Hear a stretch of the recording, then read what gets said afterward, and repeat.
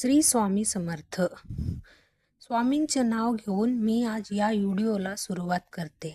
यंदा 15 मार्च 2026 म्हणजे रविवारी आलेली आहे. पापमोचनी एकादशी. नावाप्रमाणेच ही एकादशी जन्मोजन्माच्या पापातून मुक्त मिळण्यासाठी केलं जातं. पापमोचनी एकादशीचे व्रत केल्याने सर्व दुःख पाप नष्ट होतात. हे व्रत पाळल्याने आणि पापमोचनी एकादशीच्या व्रतकथेच्या पठण किंवा श्रवण केल्याने जाणून बुजून किंवा अजाणतेपण केलेली पापापासून मुक्त मिळतो. भगवान विष्णूचा आशीर्वाद मिळतो. तसेच आपले सौभाग्याच्या देखील वाढतो. त्याच्यासोबतच एखाद्याला पुण्यफळ देखील मिळतं. हे एकमेव व्रत आहे जे आपल्याला मोक्ष मिळवून देतं. पापमोचनी एकादशीच्या दिवशी शिव आणि सर्वार्थ सिद्ध योग तयार होते आणि या योगामध्ये आवर्जून आपल्याला श्रीहरी विष्णूच्या विशेष पूजाही करायची आहे. एक वर्षात एकूण 24 एकादशी असतात. सध्या फाल्गुन मास सुरू असल्याने ही हिंदू वर्षातला शेवटची एकादशी आहे. जुनी वर्ष संपून नवीन वर्ष सुरू होण्याआधी आजवर झालेली पापाचा नाश होऊन नवीन वर्षाकडे सकारात्मकता वाटचाही हवी, असे या एकादशीचे प्रयोजन आहे. या दिवशी व्रत करून श्रीहरी विष्णू आणि माता लक्ष्मीच्या योग्य पद्धतीने पूजा करावी. असे केल्याने भक्तांच्या सर्व इच्छा पूर्ण होतात आणि घरात सुख समृद्धी राहतो. आणि या दिवशी आपल्या शास्त्रामध्ये काही विशेष उपाय सांगण्यात आहेत. हे उपाय केल्याने आपल्या जीवनामध्ये असणारी जी संकट आहेत, योग आहेत, दोष आहेत, याच्यापासून आपल्याला निश्चितच मुक्तता मिळण्यामध्ये मदतही मिळत असतो. आणि म्हणून पापमोचनी एकादशीच्या दिवशी तुम्ही व्रत नाही केलं तरी चालेल, पण आंघोळीच्या पाण्यामध्ये टाका फक्त ही एक वस्तू टाकल्यामुळे आपल्या जीवनामध्ये असणारे प्रकारातला प्रकार, पितृदोष, ग्रहदोष, शत्रुपीडा तर नष्ट होणारच आहे, पण आपल्या 7 पिढ्यांच्या दारिद्र्य नष्ट होऊन आपल्याकडून झालेली नकळत पापाचा सुद्धा नाश हा होणारच आहे. ती कोणती वस्तू टाकायच्या, कोणती वेळात टाकायच्या, याबद्दल विस्तार आणि महत्त्वाची माहिती मी तुम्हाला या व्हिडिओमध्ये देणार आहे. तर व्हिडिओ पूर्ण पहा आणि जर तुम्ही माझ्या चॅनलवर नवीन असले तर चॅनलला सबस्क्राईब करा आणि शेजारी बेल आयकॉनला सुद्धा प्रेस करा, जेणेकरून तुम्हाला माझ्या नवनवीन व्हिडिओच्या नोटिफिकेशन ही मिळत राहील आणि तुम्ही एक पण व्हिडिओ मिस करणार नाही. आणि कमेंटमध्ये ओम नमो भगवती वासुदेवाय नमः लिहायला विसरू नका. फाल्गुन महिना हा श्रीहरी विष्णूच्या समर्पित आहे. या महिन्यामध्ये स्थानाला आणि दानाला विशेष महत्त्वही दिले जातं. तर तुम्हाला शक्य असेल तर पापमोचनी एकादशीच्या दिवशी तीर्थक्षेत्र जाऊन स्नान करा आणि स्नान केल्यानंतर आपल्या यथाशक्तीप्रमाणे दानही करायचे आहे. दान केल्याने आपल्या पितरांना मोक्षही प्राप्तीही असतो. आपल्या जीवनामध्ये सुख समृद्धी येतं आणि आपल्याकडून झालेली कळत पापापासून सुद्धा मुक्तही मिळत असतो. पण हल्लीच धावपळीच्या जीवनामध्ये प्रत्येकाला तीर्थक्षेत्र जाऊन स्नान करणं शक्य नसतं. म्हणून आपल्याला घरच्या घरी आंघोळीच्या पाण्यामध्ये ही काही वस्तू टाकायच्या आहे. आपल्याला स्नानही करायचे आहे. स्नान केल्यामुळे आपल्याकडून झालेली कळत नकळत पापापासून आपल्याला मुक्तता ही मिळतच असतो. पण आपल्या श्रीहरी विष्णू आणि माता लक्ष्मीच्या भरभरून कृपाही होत असतो. तर हा उपाय करण्याकरता आपल्याला पापमोचनी एकादशीच्या दिवशी सकाळी ब्रह्ममुहूर्तावर उठायचे आहे. अंतरणामध्ये आपल्याला श्रीहरी विष्णू आणि माता लक्ष्मीच्या स्मरण करायचे आहे. आपल्याला दिवसाला सुरुवात ही करायची आहे. यानंतर आपल्याला आंघोळीच्या पाणीही काढायचं. आता तुम्ही आंघोळीच्या थंड किंवा गरम कोणतेही पाणी घेऊ शकता.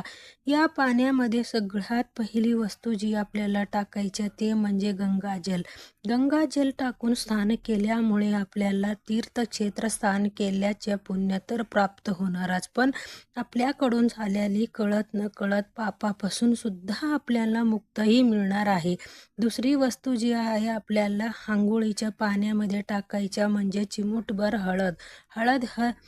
हळद ही श्रीहरी विष्णू आणि माता लक्ष्मीच्या अतिशय प्रिय आणि आंघोळीच्या पाण्यामध्ये हळद टाकून स्नान केल्यामुळे आपला कुंडलीतला गुरुग्रह हा बलवान होतो आणि जर आपल्या कुंडलीतला गुरुग्रह बलवान झालं तर यामुळे आपल्या जीवनामध्ये असणारी ज्या आर्थिक समस्या यापासून आपल्याला मुक्तदान मिळतं. पण आपल्याला कोणत्याही क्षेत्रामध्ये अपयशाचा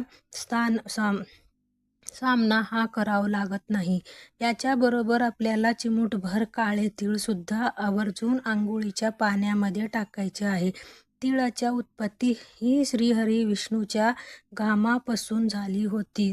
तसेच काळे तीळ हे आपल्या पितरांना सुद्धा समर्पित आणि जेव्हा पण आपण आंघोळीच्या पाण्यामध्ये काळे तीळ टाकतो आणि स्नान करतो तर यामुळे आपल्या जीवनामध्ये असणारी प्रकारातला प्रकार पितृदोष, ग्रहदोष, शत्रुपीड, दारिद्र्य दूर होण्यामध्ये मदतही मिळत असतो. कारण तिळांना दारिद्र्यनाशक असं सुद्धा म्हटलं जातं. याच्याबरोबर आपल्याला एक तुळशीच्या पत्र सुद्धा आवर्जून आंघोळीच्या पाण्यामध्ये टाकायचे आहे. कारण तुळशी म्हणजे साक्षात माता लक्ष्मी स्वरूप आहे आणि श्रीहरी विष्णूच्या सर्वात प्रिय ही म्हणजे तुळस. पण एकादशीच्या दिवशी तुळशीला स्पर्श हा केला जात नाही. तसेच तिला जल अर्पण केलं जात नाही.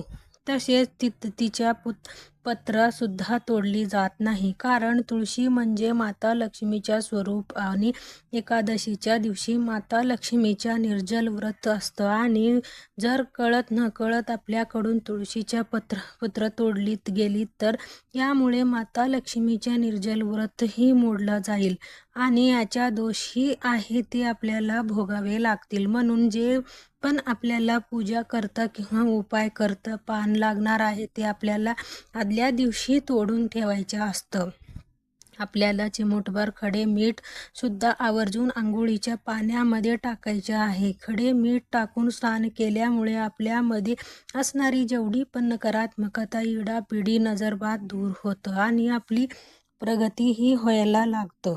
तसेच आपल्याला एक चिमूटभर गाईच्या कच्च्या दूध सुद्धा आवर्जून आंघोळीच्या पाण्यामध्ये टाकायचे आहे.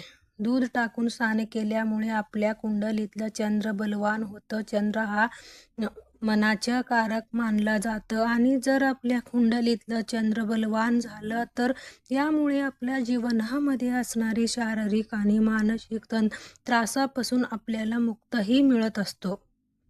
तर या सर्व वस्तू ज्या आहेत त्या आपल्याला आंघोळीच्या पाण्यामध्ये टाकायच्या आहे आणि आपल्याला स्नानही करायचे आहे. याच्याबद्दल लोक चुकीच्या पद्धतीने स्नान करतात. यामुळे सुद्धा यांना केलेली उपयुक्त कोणतेही शुभफळ प्राप्त होत नाही. म्हणून आपल्याला काय करायचं, सर्वप्रथम एक मग पाणी आपल्या उजव्या खांद्यावर टाकायच्या, मग एक पाणी आपल्या डाव्या खांद्यावर टाकायचे आणि यानंतर आपल्याला संपूर्ण स्नान हे करायचे आहे. पण एकादशी तसेच दुधाशी या दोन्ही दिवशी आपल्याला चुकूनही केसही धुवायचे नाही. स्नान करताना निरंतर आपल्याला ह्या एक प्रभावी मंत्राचा जप सुद्धा करायचा आहे. गंगेच्या, यमुनेच्या, गोदावरी, सरस्वती, नर्मदा, सिंधू, कावेरी असा होते. गंगे, यमुना, गोदावरी, सरस्वती, नर्मदा, सिंधू, कावेरी या सर्व नदीच्या पाणी या पाण्यामध्ये समाविष्ट झालेली आणि या पवित्र पाण्याने मी स्नानही करत आहे. जेव्हा आपण आंघोळीच्या पाण्यामध्ये या सर्व वस्तू टाकून याच्याबरोबर मंत्राचा जप करतो, यामुळे आपल्यामध्ये असणारी जेवढा पण नकारात्मकता, इडापिडी नष्ट होतं आणि आपल्या तणाबरोबरच आपल्या मनाचे सुद्धा शुद्धीही होत असतो. आणि जेव्हा पण आपण पवित्रताने आणि पवित्र मनाने जे पण कार्य करतो, यामुळे आपल्याला 100 पटीने पुण्यफळ हे प्राप्त व्हायला लागतं. अतिशय प्रभावी असा हा उपाय केल्यामुळे आपल्या जीवनामध्ये असणारी प्रकारातल्या प्रकार पितृदोष, ग्रहदोष, शत्रुदोष, दारिद्र्य नष्ट होणारच आहे. पण आपल्याकडून झालेली कळत पापापासून सुद्धा आपल्याला मुक्तताही मिळणार आहे. म्हणूनच व्हिडिओ जास्तीत जास्त लोकांपर्यंत शेअर करा, जेणेकरून प्रत्येकाच्या आयुष्याच्या कल्याण हो हीच मनामध्ये इच्छा. श्री स्वामी समर्थ. नेक्स्ट व्हिडिओमध्ये भेटूया. तोपर्यंत सर्वांना श्री स्वामी समर्थ. धन्यवाद.